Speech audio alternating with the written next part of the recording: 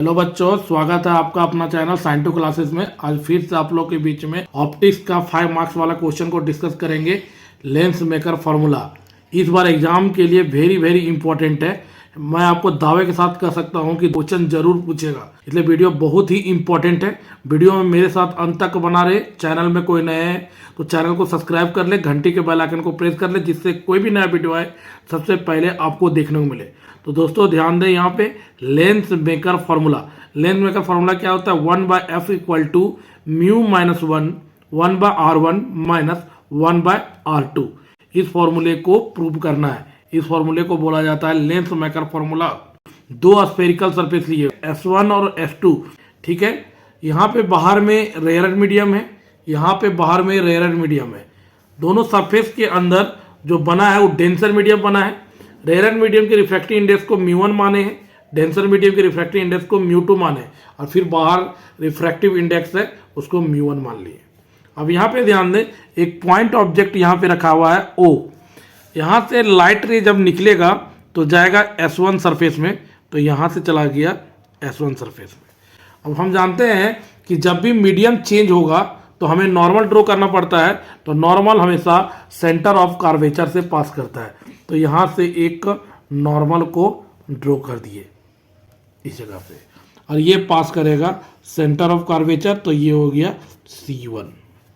वापस अब ध्यान दें, ये हमारा लाइट रे है, ये हमारा नॉर्मल है। तो यहाँ से लाइट रे यहाँ जब आया तो इसका इमेज जो बनेगा इस जगह पे बनेगा। तो हम यहाँ पे एक इमेज बना देते हैं। तो ये हो गया हमारा इमेज, ये हो गया I1, ठीक है। अब थोड़ा सा यहाँ पे ध्यान दें, लाइट रे जब यहाँ से चल के यहाँ पे आया, फिर वापस मीडियम चेंज हो रहा है। जब मीडियम चेंज होगा तो फिर नॉर्मल ड्रॉ करना पड़ेगा। तो फिर एक यहाँ पे नॉर्मल ड्रॉ करते हैं। और नॉर्मल हमेशा कहाँ से पास होता है? Centre of curvature. Second surface है तो C2, फर्स्ट सरफेस लिए थे C1, और इस नॉर्मल का नाम ले लिए N2। अब यहाँ पे ध्यान दें, लाइट जा रहा है डेंसर मीडियम से रेयर मीडियम। जब डेंसर से रेयर जाएगा 6 से 5 में जा रहा है। हमेशा याद रखें, डेंसर 6 वाट है, रेयर 5 वाट है। तो जब 6 से 5 जाएगा तो लाइट नॉर्मल से दूर बेंड करता है। तो ये देखिए, ये नॉर्मल है, इससे दूर बेंड करेगा तो लाइट को यहाँ पे और बेंड कर देंगे, और इसका जो इमेज बनेगा यहाँ पे बनेगा इस प्रकार से। और ये हमारा हो गया फाइनल इमेज I2, ठीक है। तो एक बार वापस फिगर को समझते हैं। दो सरफेस लिए हुए S1 और S2, दो स्फेरिकल सरफेस है। वो हमारा पॉइंट ऑब्जेक्ट है। यहाँ से लाइट रे निकला, S1 सरफेस में गया, रेयर मीडियम से डेंसर मीडियम, मीडियम चेंज हो रहा है तो नॉर्मल को ड्रॉ कर दिए। नॉर्मल हमेशा सेंटर ऑफ कर्वेचर से पास करता है। ध्यान दें, रेयर से डेंसर, रेयर 5 वाट, डेंसर कितना वाट है? 6। तो लाइट हमेशा जब भी रेयर से डेंसर जाएगा तो लाइट हमेशा नॉर्मल की तरफ बेंड करेगा। ये हमारा नॉर्मल है, तो देखिए यहाँ पे बेंड कर गया, ये बना I1 इमेज। अब ध्यान दें, जैसे ही लाइट रे इस सरफेस में आया होगा फिर वापस मीडियम चेंज कर रहा है, डेंसर से रेयर जा रहा है, फिर नॉर्मल को ड्रॉ कर दिए। नॉर्मल कहाँ से पास करता है? सेंटर ऑफ कर्वेचर से। अब यहाँ पे ध्यान दें, डेंसर से रेयर जा रहा है तो लाइट नॉर्मल से दूर भागेगा। तो ये हमारा नॉर्मल है, तो नॉर्मल से दूर भाग गया और बना इमेज I2। तो फर्स्ट सरफेस के लिए, जो S1 सरफेस के लिए ऑब्जेक्ट O है, इमेज I1 है। सेकेंड सरफेस के लिए ऑब्जेक्ट कौन काम कर रहा है? I1, और इमेज काम कर रहा है I2, ठीक है। तो यहाँ पे आप देख पा रहे होंगे कि यहाँ से लेके यहाँ तक का डिस्टेंस, इस वाले को बोलते P और इसको बोलते P'। तो यहाँ से P से O का डिस्टेंस को ऑब्जेक्ट डिस्टेंस बोला जाता है, इसलिए इसको U लिखते हैं। पोल से सेंटर ऑफ कर्वेचर के बीच डिस्टेंस को क्या बोला जाता है? रेडियस ऑफ कर्वेचर, R2 लिख रहे हैं। P' से C1 का डिस्टेंस को R1 मान लिए, P' से I2 के डिस्टेंस को V2 मान लिए, और P' से I1 के डिस्टेंस को V1 मान लिए, ठीक है। तो इस चीज़ को मैंने क्या लिखा हुआ है? S1 और S2 दो स्फेरिकल सरफेस है, वो हमारा पॉइंट ऑब्जेक्ट है, प्रिंसिपल एक्सिस में प्लेस किए हैं। I1 इमेज है, किसका इमेज है? O का, किसके कारण? S1 स्फेरिकल सरफेस का। और I2 इमेज है, किसका इमेज है? I1 का, किसके कारण? S2 surface.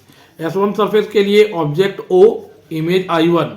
S2 सरफेस के लिए ऑब्जेक्ट I1, इमेज I2। इस चीज को मैंने यहाँ पे लिख रखा है। Let S1 and S2 are two spherical surface, O is a point object placed on principal axis. I1 image of O due to S1 spherical surface I2 image of I1 due to S2 spherical surface. For a spherical surface S1 object distance को किससे लिखेंगे, U से, image distance को किससे लिखेंगे, V1 से, और radius of curvature को क्या लिखेंगे, R1. अब यहाँ पे refraction of light through a spherical surface S1 हम लोग फॉर्मूला पढ़े हैं ना, तो यहाँ पे ध्यान दे μ2 माइनस μ1 था, यहाँ पे लिखा हुआ था, और ये इमेज यहाँ पे लिखा हुआ था इमेज डिस्टेंस, और इमेज डिस्टेंस कितना दिया हुआ V1, तो यहाँ हो गया V1. ऑब्जेक्ट डिस्टेंस कितना दिया U, तो यहाँ पे लिखेंगे U इक्वल टू, जिस प्रकार से μ2 माइनस μ1 है उस प्रकार से यहाँ पर भी लिखेंगे μ2 माइनस μ1, और यहाँ पे रेडियस ऑफ कर्वेचर किसका लेना है, S1 स्फेरिकल सरफेस के लिए, तो रेडियस ऑफ कर्वेचर क्या हो जाएगा, R1. ये हो गया इक्वेशन नंबर 1. अब यहाँ पे ध्यान दे, for a spherical surface S2 object distance कितना हो जाएगा, V1, इमेज डिस्टेंस कितना हो जाएगा, V, रेडियस ऑफ कर्वेचर कितना हो जाएगा, R2. अब यहाँ पे refraction of light through a spherical surface कितना लेंगे, S2. अब ध्यान दे थोड़ा सा, यहाँ पे इक्वेशन 1 और 2 को ऐड करेंगे. इक्वेशन 1 में ये था, इक्वेशन 2 में ये था, इक्वेशन 1 में ये था, इक्वेशन 2 में ये था, ऐड कर देंगे तो μ2 बाई V1 कैंसिल हो जाएगा, तो बचेगा क्या, इसको इधर भेज देंगे तो μ1 by V minus μ1 by U equal to, यहाँ पे ध्यान दे, यहाँ पे μ2 माइनस μ1 है, यहाँ पे μ1 माइनस μ2, तो माइनस कॉमन ले लेंगे तो यहाँ आएगा μ2 माइनस μ1 बाई, यहाँ पे हो जाएगा R1, और यहाँ से जब माइनस कॉमन लेंगे तो प्लस माइनस माइनस, और यहाँ पे हो जाएगा μ2 माइनस μ1 बाय R2. अब यहाँ पे ध्यान दे, μ2 माइनस μ1 कॉमन हो जाएगा, यहाँ से μ1 कॉमन हो जाएगा.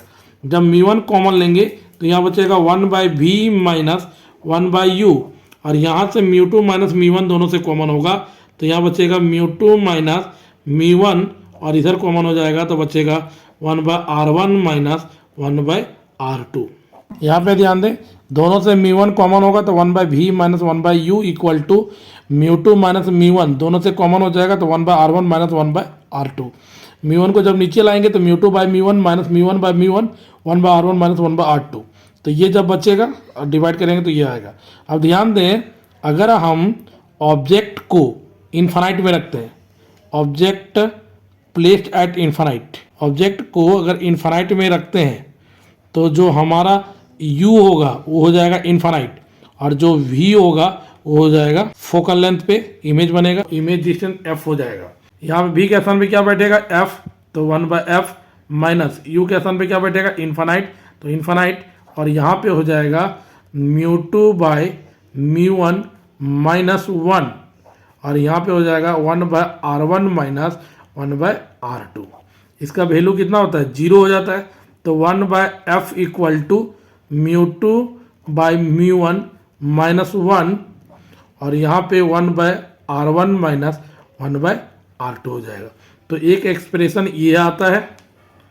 अगर फर्स्ट मीडियम को एयर मानते हैं, फॉर एयर, फर्स्ट मीडियम हमारा एयर आ गया, तो μ1 का वैल्यू कितना ले लेंगे, 1, तो देन μ2 का वैल्यू कितना लेना पड़ेगा, हमें μ लेना पड़ेगा.